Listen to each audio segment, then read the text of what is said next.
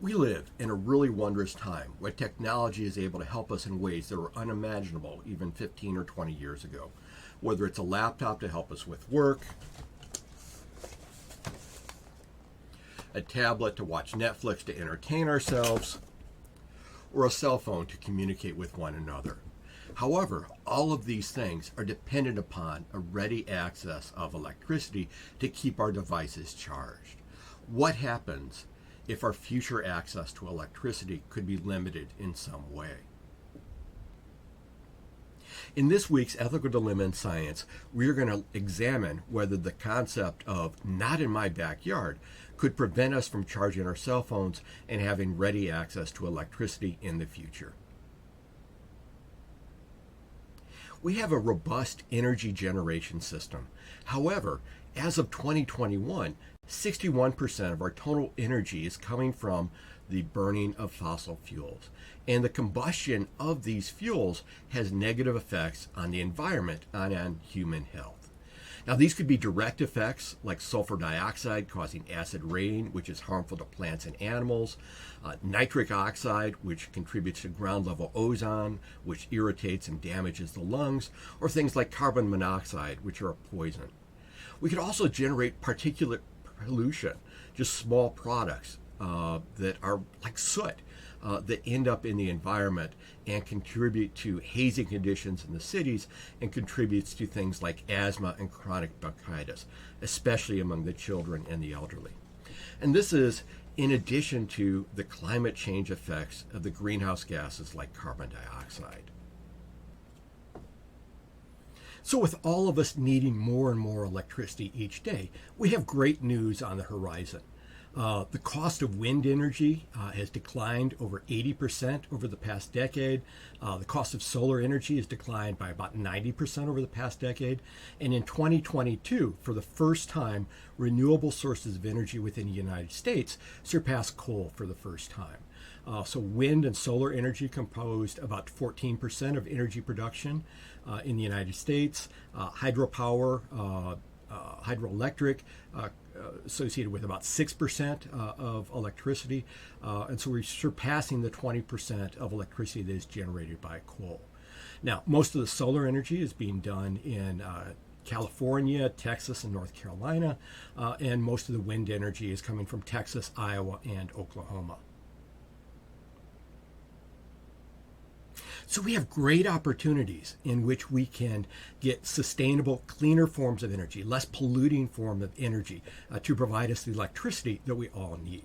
And so just pulling a couple recent news articles, and these just happen to come from Vermont, but they could be applied to basically any state across the United States and reality in many locations around the world. Now, Vermont is a great example of a state that is taking the lead at trying to come up with cleaner energy sources. They're attempting to transition from fossil fuels to cleaner energy to meet their increased need. They're even proposing legislation to increase the amount of clean energy purchased by Vermont utilities. However, the problem is that about 2/3 of the energy is still coming from out of state, with the majority of that coming from Canada within the province of Quebec, where they're getting hydroelectric power. Attempts to install both solar farms as well as industrial scale wind towers have been met with resistance as local communities have been resistant to putting those facilities in their location. And many of the complaints include, putting a wind tower on top of a ridgeline is going to impair the scenic view. Using lots of space for a solar farm, lots of solar arrays like we've got on the slide over here at the bottom. And again, there are some safety issues that need to be addressed, but those are things that are being done. In many cases, these sites where we're placing these energy production facilities are located away from people's homes. So this week we're actually going to try a two-phased ethical dilemma in science. Now the first one is to take a look at this issue, the not in my backyard issue, where everybody wants electricity, everybody wants clean electricity that has a minimal amount of pollution associated with it, ideally have as clean as possible. But we still have to put those energy production sites, those sustainable green energy sites someplace. Is it appropriate to place a facility over the objections of the neighbors if the facility will provide a greater good for a larger number of people? So basically taking a utilitarian argument that for a utilitarian, an action is ethically good if it provides the most benefit for the greatest amount of people. Now, in most cases, you can't do whatever you want with an individual property. Local municipalities, whether it's a state, a county, a township, or even a city or a town, are often going to have zoning laws. And those zoning laws are going to regulate what can and can't be done with the property. And so examples of that would be residential districts, where you would have regions of single-family homes, maybe a region for condominiums, another region for apartments. You have commercial zones, different categories of commercial zones, where you may have office buildings or shopping centers, hotels, warehouses.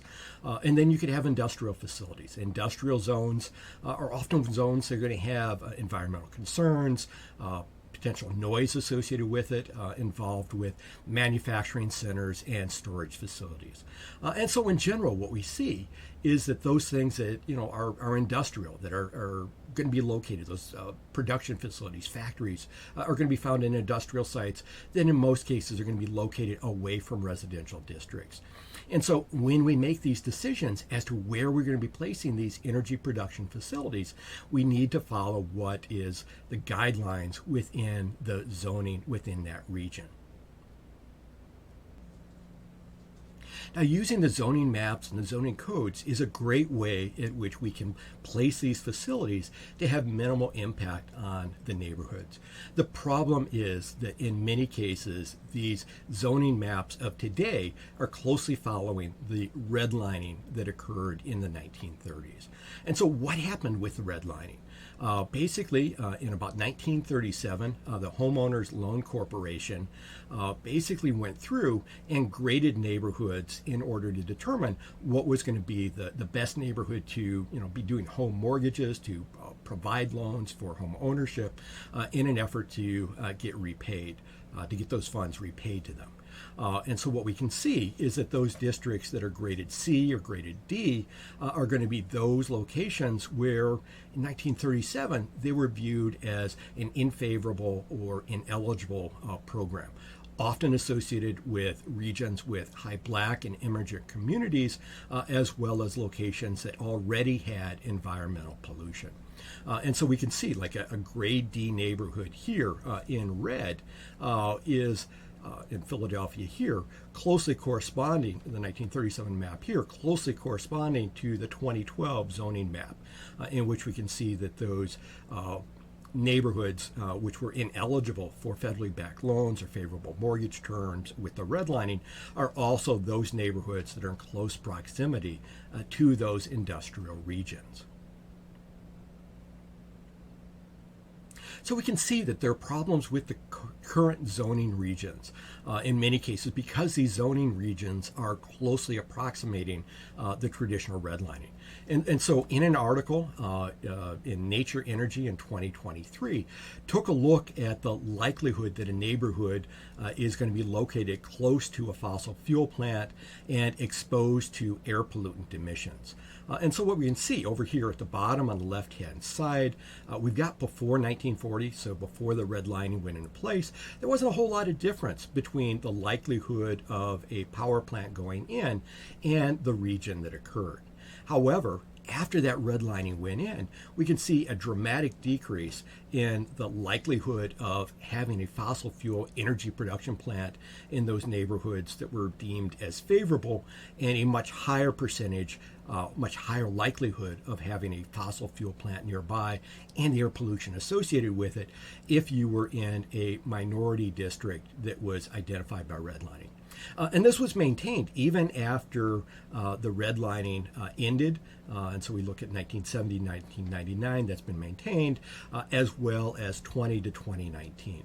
And so this is a pattern that is still occurring, is still present, and is still something that we need to think about as we try to determine where is it that we are going to be putting these new energy production facilities that are going to provide us with the electricity that we all need. So this additional information gives us to part 2 of our ethical dilemma in science this week. Has your view of the placement of controversial facilities changed with the additional information about the communities directly impacted by the placement? If so, how has your view potentially changed? Thank you for listening to this week's Ethical Dilemma in Science. As always, we have additional information and references below within the description. Thank you and have a great week.